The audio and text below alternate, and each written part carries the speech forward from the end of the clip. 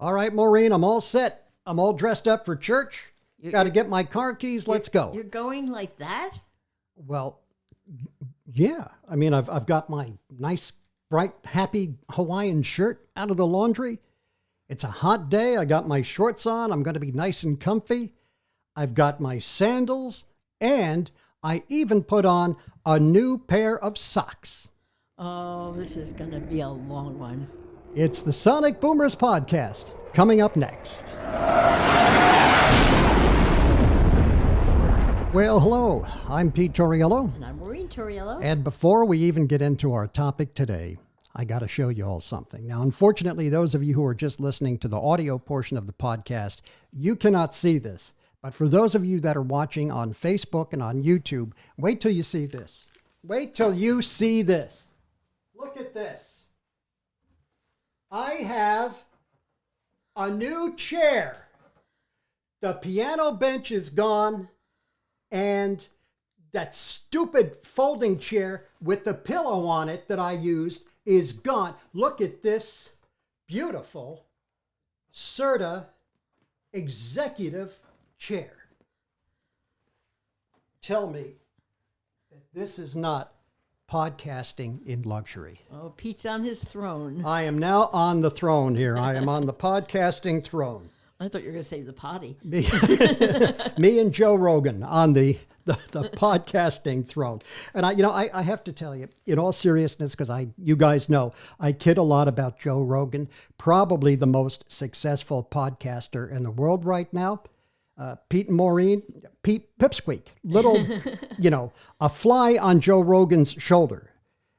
But I got to say, he does a pretty damn good show. Oh, yeah. He really does a pretty damn good show. So I got to give props to Joe Rogan. And I'm sure he's happy that I said that. I'm sure. Now he can rest easy. So the topic this week is, should you get all dressed up and all spiffied up for church? And Maureen and I are church cantors. We are the music ministry for St. Francis of Assisi American National Catholic Church in Glen Ridge. We are first of all, a non-Roman Catholic church. And we are also very independent, very liberal. And the way that you actually see me dressed today is the way that I would go there and the way that many of our parishioners would go. Sure. People come in shorts and T-shirts and sandals, and hopefully not wearing socks with sandals. And Pete doesn't really wear socks and sandals. No, that was we just did that to be funny. We were just funning with you. We're playing the Catskills next week. But many of our parishioners dress this way, and I'm fine with it. Me too. I'm perfectly fine with it. There are some people that are not. And they really think that the game needs to be elevated. Not in our church. Not in our church, No. but in other churches. Right. So I'm going to play a few pieces of sound to share with our audience. And we can comment on these. The first one is from a church called Incarnation Church. It's a Catholic church. And I'm not picking on Catholics, okay? Just happens to be, that's what I've got here. I do not know where they are. They never gave the location of where this church was located, but there's a couple of priests from that church and some of their parishioners, and they're making comments about how one should dress for Mass. So here comes the first piece of sound. The way we dress for Mass shows our respect for God in a lot of ways.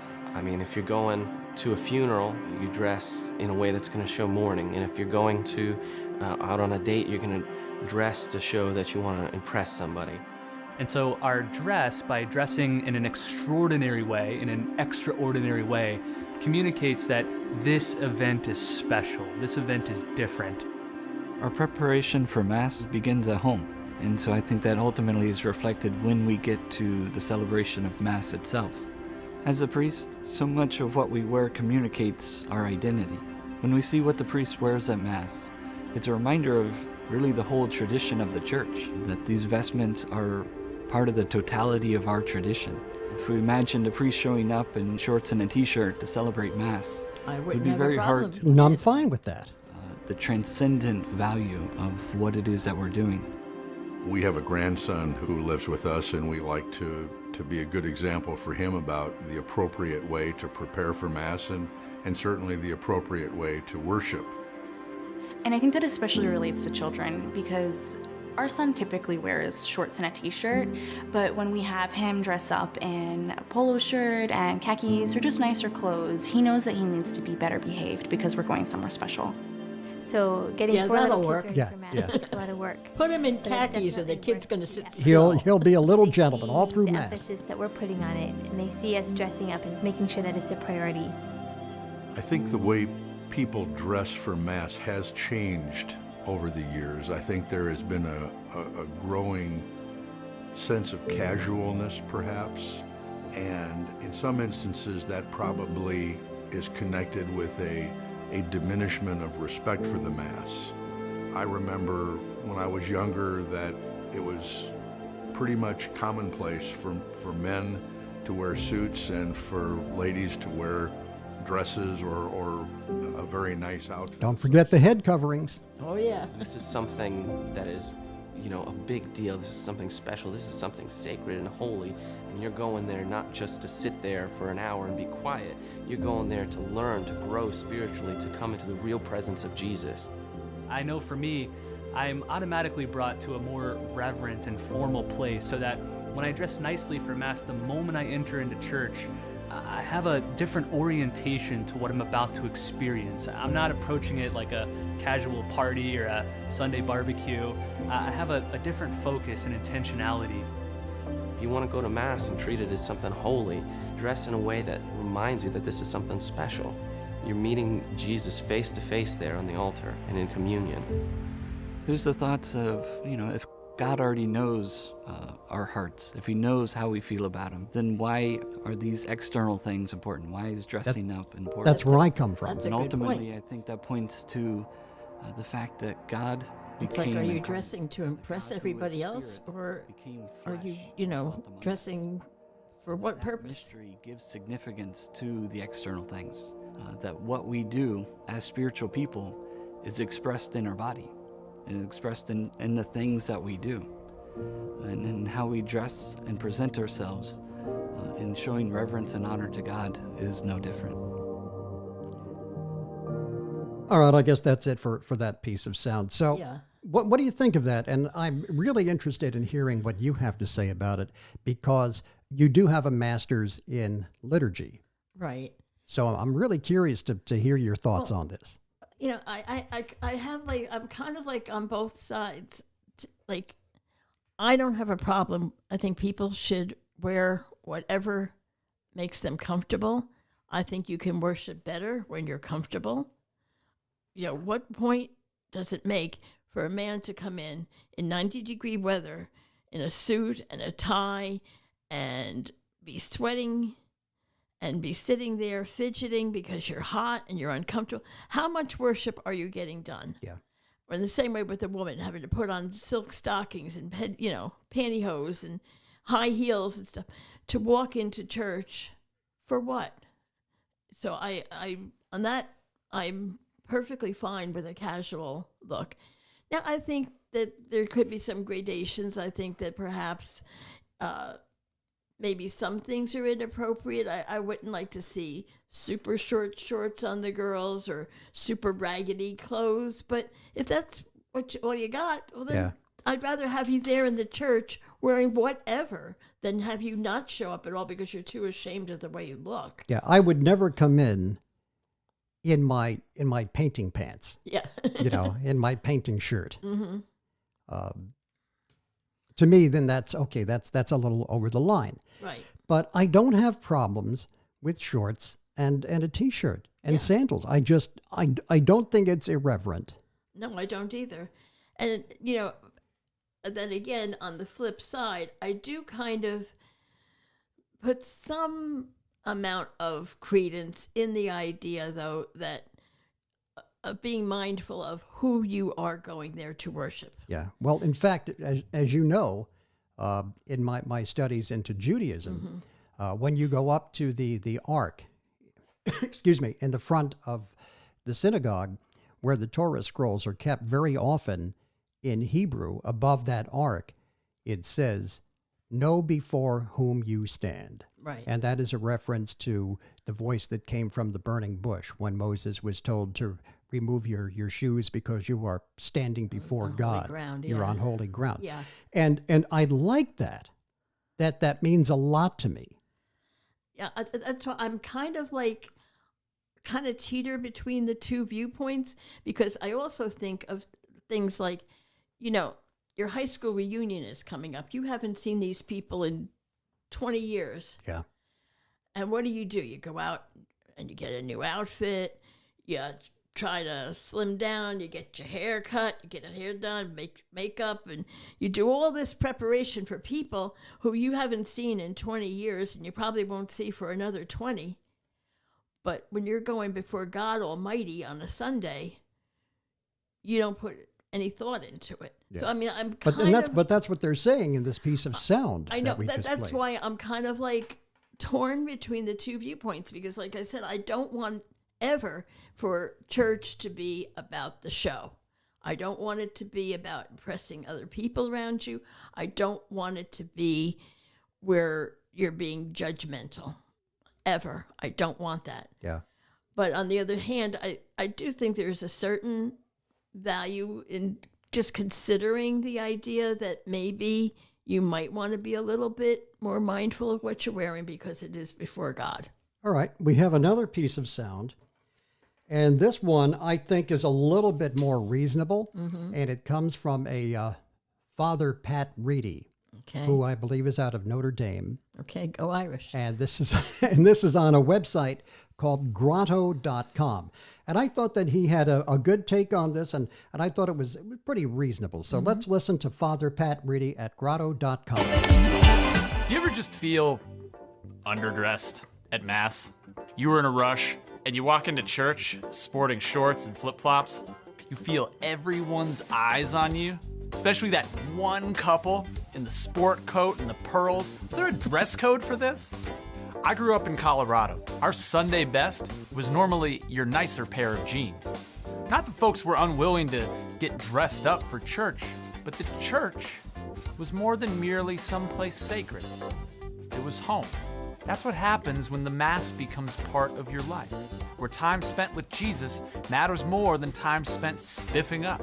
Of course, you're always welcome to dress well for Mass. Just don't let your shoes keep your feet from following the Lord.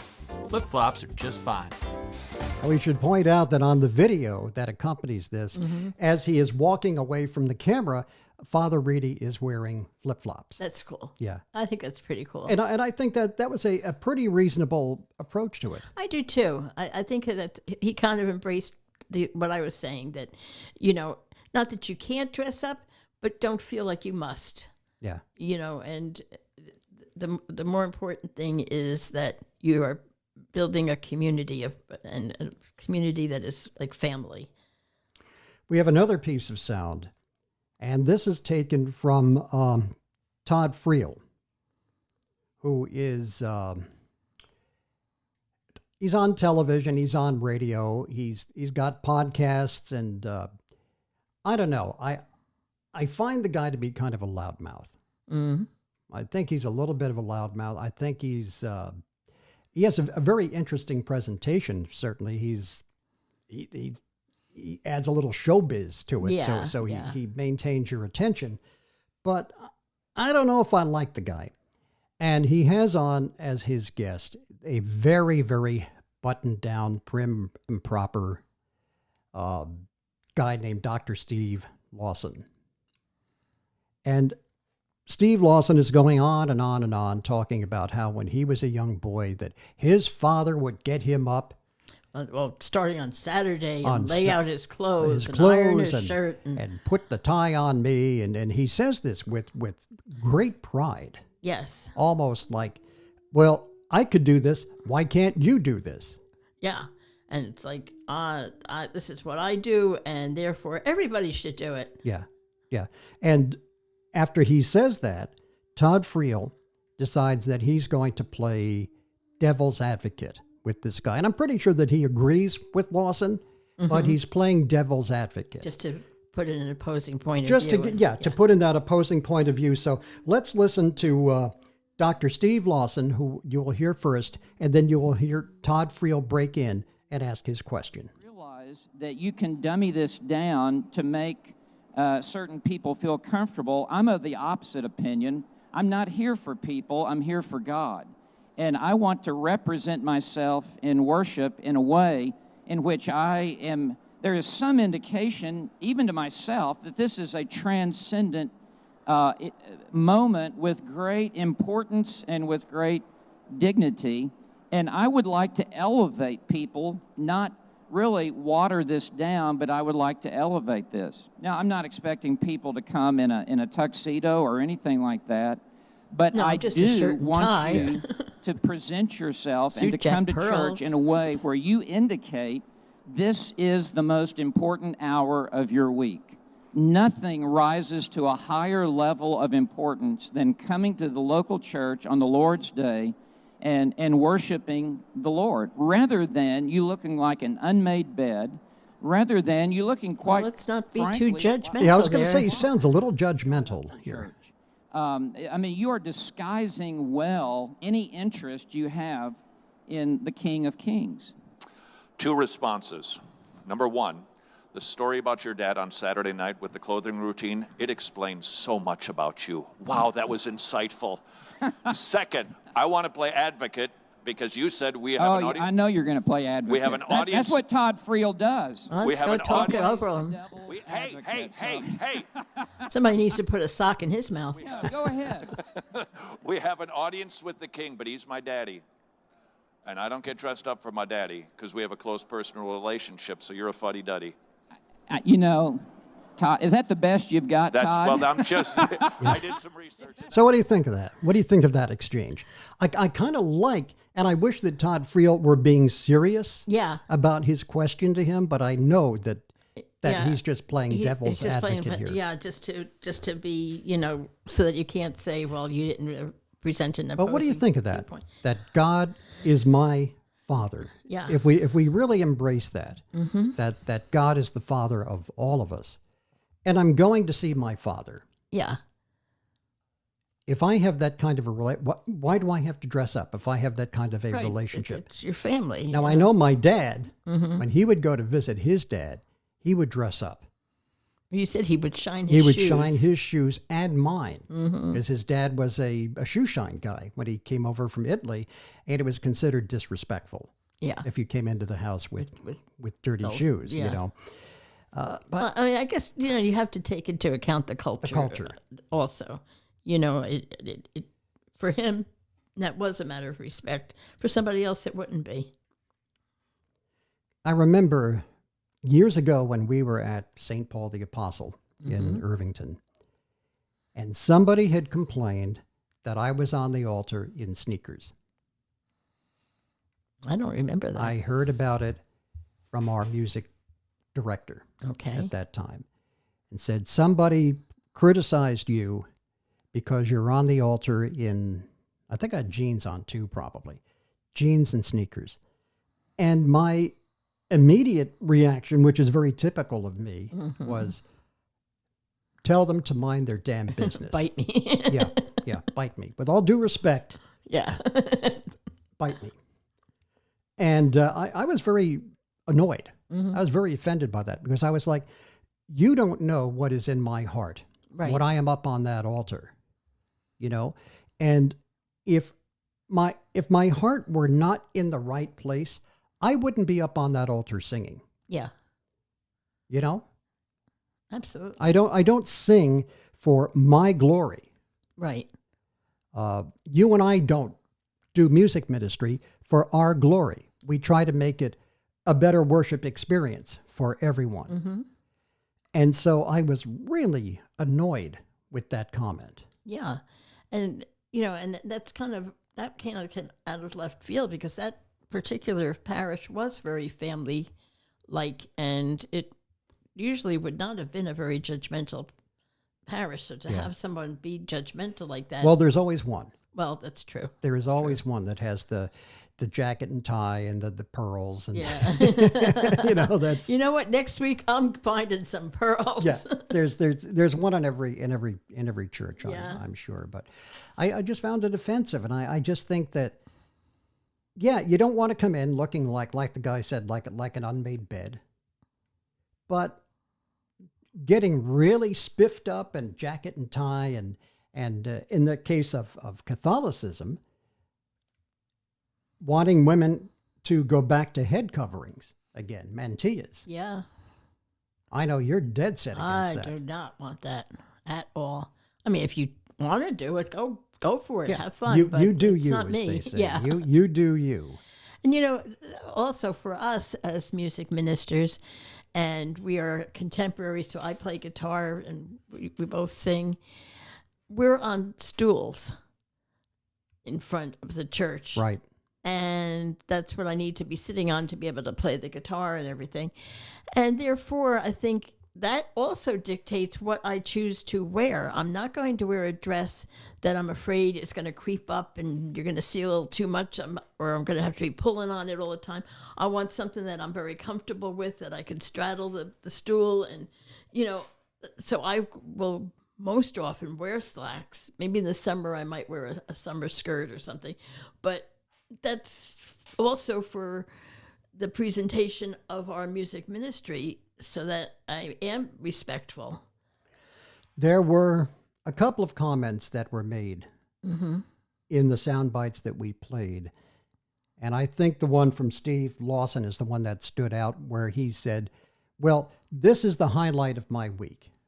Yeah, good for And I him. should dress for it. You know what? I wish it were the highlight of the week for a lot of people who come to Mass. Again, I'm not telling you that you got to wear a suit and a tie, but I wish that it were the highlight of the week for a lot of people, and I don't think it is. And I think that we as churches and we as people who do music in the church, we need to step up our game to make it more responsible to what meets people's needs. And we need to make, we really need to make the experience special for people. Right. Where that Sunday morning or that Saturday evening is indeed special for them. And I don't think it is. I would go as far as to say in 90% of the churches, and people may want to take me to task on this, have at it. In 90% of the churches, I don't think it's that special for people. It's a commitment.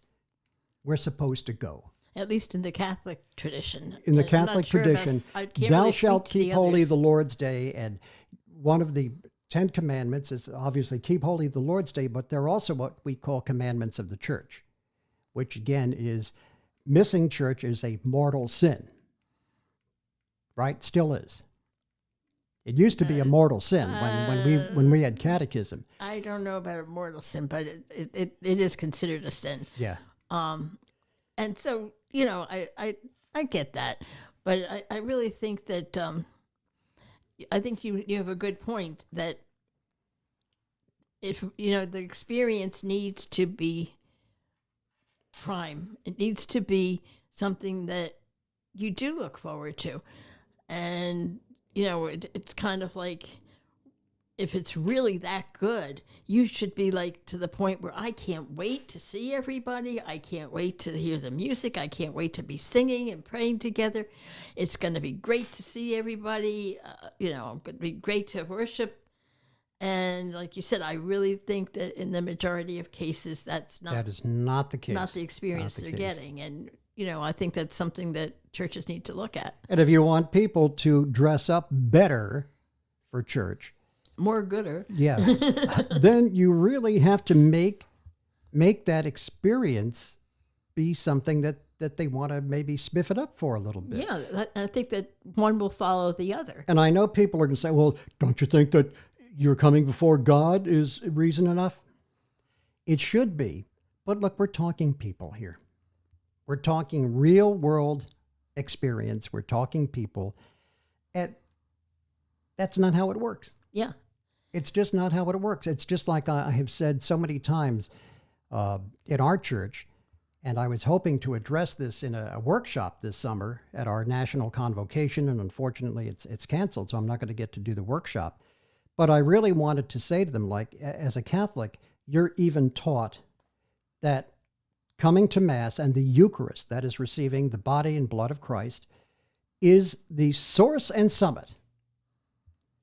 And I hate to tell you, it's not.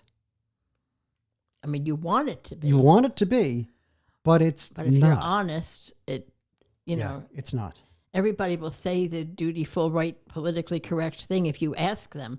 Oh, yes, Father, yes, you know. Yeah. But in the heart of hearts, no. It's the experience. Yeah. The folks down in Timonium at, what is the name Church of that? of Nativity. Church of the Nativity. They have a rock band. They do a Mass. They do a full Catholic Mass. But they have a rock band. And they borrow tremendously from Rick Warren and his church. Right. And you know what? At Rick Warren's church, they're practically turning them away at the doors. And down in Timonium, Maryland, they pack the place. Thousands of people. Thousands of people on a weekend. Why? As I was going to say during my presentation, it's the experience, stupid. Mm-hmm. It's the experience. You know, just like when Jim Carville, when they asked him when Bill Clinton was running for president, and they said to Jim Carville, what is the big topic for this election? What is the linchpin? And he said, it's the economy, stupid. Mm-hmm. Well, I'm sorry, no matter what your church is, whether it's a Protestant church, a Catholic church, or anything else, it's the experience, stupid. That's what it's about. If you give good people people a good experience, they will come back, they will bring their friends. And they will find God. Yeah. And you know because what? That's the main thing. I mean, I don't want it to mislead people into thinking that we're all about, unicorns and rainbows. I mean, we want it to be the place where you find God. Yeah. That's really the ultimate purpose, I think. But in the journey, you've got to consider some of the other things that you need to have in place for that to happen. You have to have a terrific experience for the people that are coming. And that experience does not require you getting all dressed up in... Mm-hmm. But I do find that at that church in Timonium, I found that a lot of the parishioners that were coming in were indeed nicely dressed. Yes, but not formally. But not formally dressed. You know, we went in this heart of the summer. Yeah. So a lot of the women had, nice pants or capris. Guys had on or they had polo shirt or khakis or something, or, Yeah. or just sundresses or things like that. But the kids were perfectly welcome, and they came in their flip flops and they came in their shorts, and that was okay. Yeah, and I think the experience is what really steps it up for them. Mm-hmm. I just think that these people that are talking about putting on a jacket and a tie, and in the case of the Catholic tradition, wearing a mantilla for women, really, is that really going to make people want to be there every week? Well, I think that, it promotes a sense of us and them, and it promotes a sense of judgmentalism that I don't think should ever be part of a church experience. I don't care what kind of church you're in. I think if you're going to be judgmental, that's not what Jesus did. Yeah. Jesus ate with the sinners. He fraternized with tax collectors, with prostitutes, with people of all different dimensions of holiness, and he didn't have a problem with it. Yeah. So why should we? Because we became too institutionalized. I don't think it's institutionalized. I think it's just somewhere along the line we got the idea of what holy is supposed to be. Yeah. And wrote rules and created attitudes about it to bolster that. And it ain't necessarily so, in my opinion. Yeah. I think that's leading us astray. Yeah. So if you see me at church next week and I'm dressed like this, deal with it. That's all. That's all I can say. Although in our church, everybody's pretty cool. And as I said, it's a very informal church to begin with. Right. I don't think that'll be a problem. I know it won't. I absolutely know it won't. So if you want to comment about anything that you've heard us talking about so far, if you agree with us, if you disagree with us, if you think that we're going to hell, or maybe I'm going to hell, you can write to us at sonicboomers@protonmail.com. And remember, that does need to be one word, sonicboomers@protonmail.com. And you may have thought that we forgot, but we didn't. It is time for our boomer trivia question this week. And, oh, by the way, while Maureen is overlooking the trivia question, I got to tell you, for those of you in the Old Bridge Township area where we are, we found there's a new diner. It used to be the Bridgeway Diner on Route 9, and I have to tell you, those of you that have followed our earlier podcasts where we talked about diners and restaurants, the Bridgeway was kind of a dump. Oh, yeah. Sorry, I'm reading this. I thought it was kind of... I wasn't paying attention. Kind of a dump. And apparently the owner spent a lot of money and had the whole place redone. And we were there this morning for the first time, and it was gorgeous. I walked in, and I was like, wow, it was beautiful. And we had a very nice dining experience. The food was good, and the morale. Oh yeah, and the servers and stuff, seemed like they were really happy to be there and happy that you were happy. Welcoming everybody, and it was really a nice experience. So if you're looking for a good place to eat, we're not receiving anything for this. We're just sharing our experience with you. It is called Cafe Mosaic. It's the old Bridgeway Diner on Route 9 in Old Bridge. So check it out. I think you'll enjoy it. Okay, are you ready? No, you go first. All right, let me see. I'll give you a question. And okay, this is LT. They have it. This is, by the way, from Trivial Pursuit, Baby Boomers edition. LT, I think, is literature. Maybe. I don't know why this would be. Or I think it's like light times or something. We got to get the cheat sheet out of it. Anyway, here's the question. Okay. The question is, what religion did Kareem Abdul-Jabbar convert from?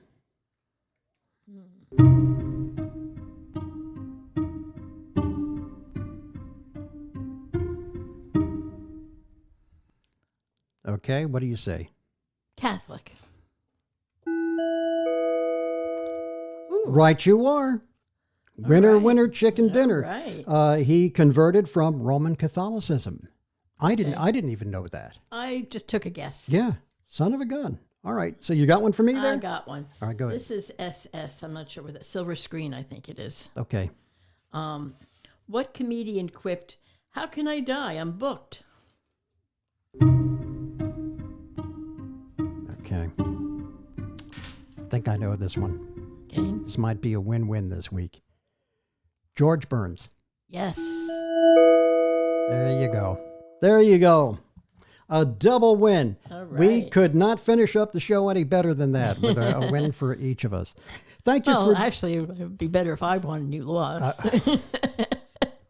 Thank you for joining us this week on the Sonic Boomers podcast. Until next week, I'm Pete Torriello. And I'm Maureen Torriello. Now, do us a favor. Get out there and make some noise.